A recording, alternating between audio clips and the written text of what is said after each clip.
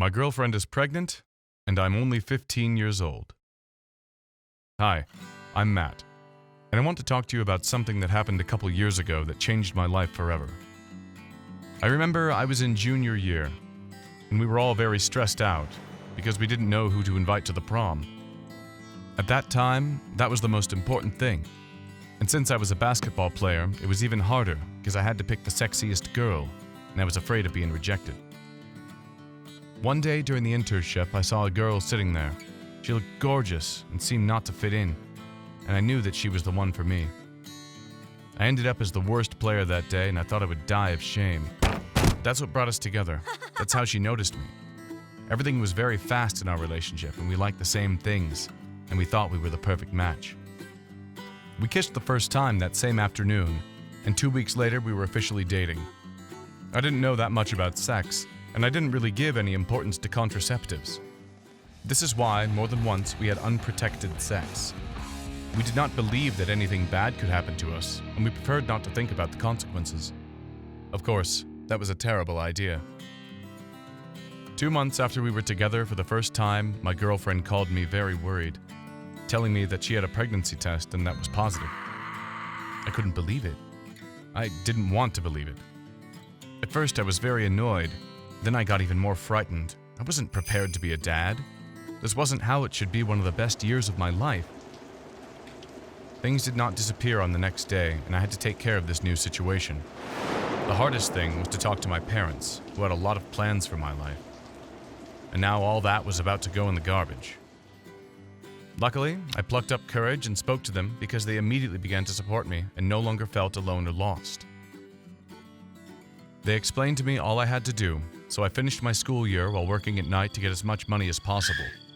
And even though I didn't feel anything for my girlfriend, I never stopped supporting her, even when she didn't want to see me.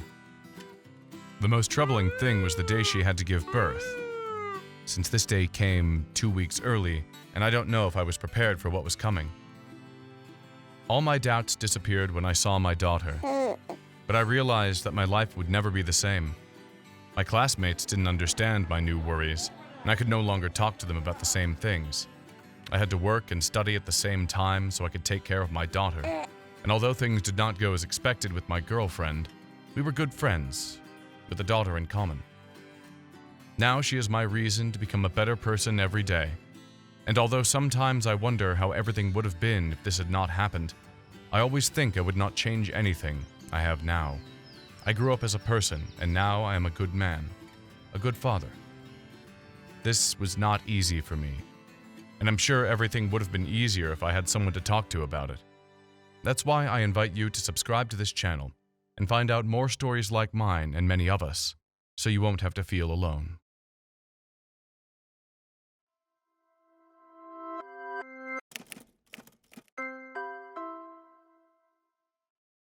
I think my teacher is in love with me. We guys always say that we want to go out with a teacher, but this is a lie. Although the subject always comes out in conversations, the truth is, it is a simple game of children. No one really believes that these things can happen, or at least that's what I believed until the new school year began. I've always been very good at math, and thanks to the classes of my favorite teacher, Mr. Carl, I have been able to learn many things that will help me in the future when I become an engineer. This is why my life gave a 180 turnaround when I heard that Professor Carl was leaving my school. I spent many days thinking about this new change, knowing that I would not like it at all. I began to imagine this new professor as a monster, a teacher with no vocation or knowledge that would ruin my dream of being the best engineer. I spent the whole summer thinking about the same thing. And when the classes started, I realized that I was completely wrong. Professor Carl's replacement was Miss Johnson, a newly graduated teacher but with a lot of knowledge and desire to teach. From the beginning, I knew that there was a connection between us, since I was always the first finishing the exercises, and when she asked a question, she stood looking at me waiting for my answer. Everything was quite formal. But after the first 2 months of classes, we were much closer. We shared books, talked about unproven theories, and even made more difficult exercises than those that corresponded in class. She used to explain a new method to me, and then give me some exercises to do at home, and after I made them, she would correct them. It was the best thing that could have happened to me, a young and beautiful teacher who really cared about me, and who treated me in a special way. Even once, when the class finished, she put her hand in my arm and stared at me in a way I wouldn't even know how to define, but I definitely felt hypnotized by her eyes. My mind was so confused. And when it was over, at the end of the school year, I made the decision to clarify things with her and see if her feelings were the same as mine. That week, I took care of doing the extra exercises with more care and ended earlier, which gave me the perfect excuse to stay after classes and talk to her. When we finally stayed alone, I approached her, gave her the exercises, and when I was about to tell her how I felt about her, a call came into her phone. On the screen appeared the photograph of a boy my age, very similar to me, but I could not read the name. While she talked on the phone, my heart was deflating. That meant I was not special at all. When she ended the call, I asked who she was speaking to, and she told me that it was with their dad. And seeing my face of confusion told me that the photo was of her brother, who was now out of surgery and that everything had gone out apparently well, but they didn't know if the cancer had completely disappeared. She told me that, from one day she saw the similarities between us and could not help getting attached to me, since I reminded her of her brother before the illness. While she was looking for a current photo of her brother, I could not believe how foolish I was, and told her that I had no time right now, but in the next class we could see the photos. That's how I learned to make better conclusions. This is more common than a lot of you may think, but no one dares to take a step forward and tell their point of view. I invite you to share this video and reach many more people who may be going through the same.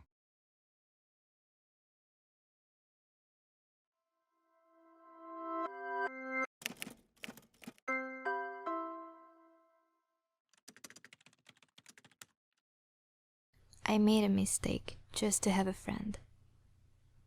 Sometimes it is difficult to tell a story where you have made a mistake, especially if you have been warned many times in the past.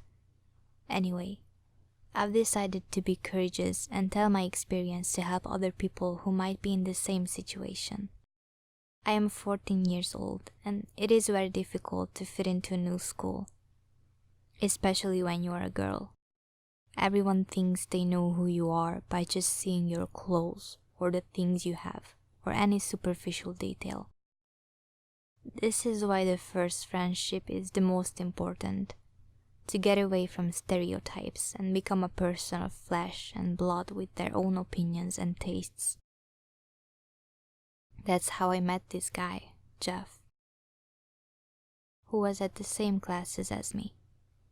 At first, he seemed to be as shy as I was, but we quickly started talking about deeper issues and felt that the time in school was not enough. We exchanged phone numbers, and it made me very happy to know that I was finally starting to fit into this new place. One Sunday, after talking for hours and hours, he told me that he wanted a photo to show him what I was doing. It did not seem bad, even amused me, this new activity in our conversation. This is how I began to send photos in which I appeared washing my teeth, brushing hair, washing dishes, doing homework. Until one day, more exact, one night, he asked me to send him a picture of my night clothes. I didn't know if that could be good or bad, and although I was a little doubtful, I decided I didn't care and I sent the photo. He said that he loved my shorts, that I had very nice legs, and that probably I had a nice butt too. I felt at first flattered, but then I found very uncomfortable his attitude and changed the subject. The next day, almost at bedtime, he asked for another picture of my night clothes, but this time I had a very short dress and I did not want to. He got annoyed and told me he wouldn't talk to me anymore because I didn't want to play with him, and I was so scared. He was my first friend in this new school and I didn't want to lose him. The next day, almost at bedtime, he asked for another picture of my night clothes, but this time I had a very short dress and I did not want to. He got annoyed and told me he wouldn't talk to me anymore because I didn't want to play with him, and I was so scared. He was my first friend in this new school and I didn't want to lose him. So I sent him that photo, and after those, many more photos, some even without any clothes. Suddenly, I wasn't feeling well talking to him. I felt like I was doing something wrong. And the worst of it was when my mom caught me taking one of those pictures with no clothes on. I thought I'd die of shame. But unlike what I thought, she didn't yell at me, just asked me what was going on, and crying, I told her everything. It was very difficult, but I took courage and told her that a guy was forcing me to send him photos, and that I agreed, but that I didn't want to do it anymore, and that if it happened again, I would have to tell her immediately. Thank you so much Mom, for everything. Just like I was, I'm sure there are a lot of people in my own situation who want to tell their story. I invite you to leave your story in the comments so others can also feel understood.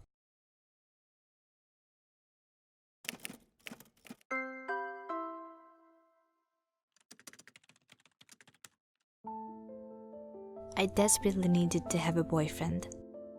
I don't know if all teenagers go through the same problems, but I thought I was the only one around the world who was going through my situation. I'm 16 years old and I've never had a boyfriend. It may seem like something normal, even something silly, but when you're a girl and you've never had a boyfriend, it makes you feel like something is wrong with you.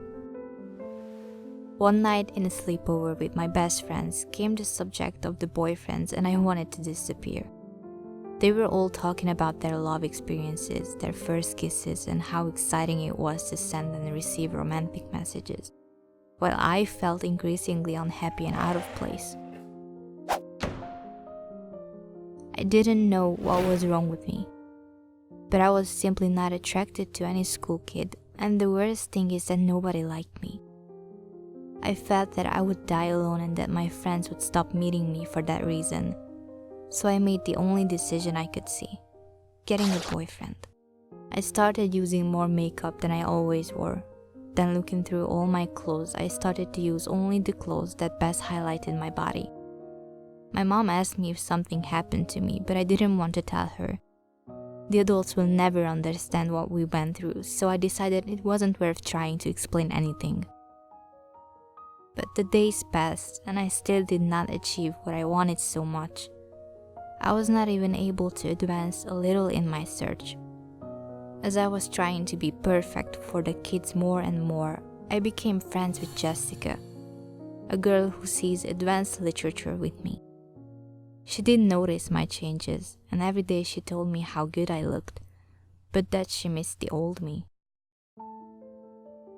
I felt a strange emotion every time I spoke to her, and without realizing, I began to dress as before, without exaggerating at all, trying to please more that girl who had noticed the changes in me.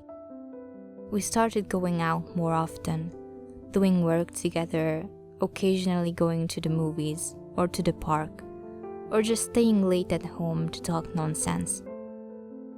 One day I found myself thinking about Jessica and smiling like a fool, and suddenly I lost my smile. Fear surrounded me and I thought I would cry. I was falling in love with my friend. I was very afraid to lose her because of these stupid feelings, and I didn't know what to do. The days went by and I got sadder. Jessica realized, and one day when the classes ended, she asked what was wrong with me. I explained in tears my feelings and I looked to the floor waiting for her to run. But on the contrary, she hugged me and said very short, I feel the same. And I knew that everything would be fine. Since then, I have stopped trying to be someone I am not because I realized that the most important thing is to be honest with myself. The hardest part of everything was the loneliness. So I think the best thing from now on will be looking for company in people who have been through the same or might need some advice. I invite you to leave in the comments that story you want to share with everyone.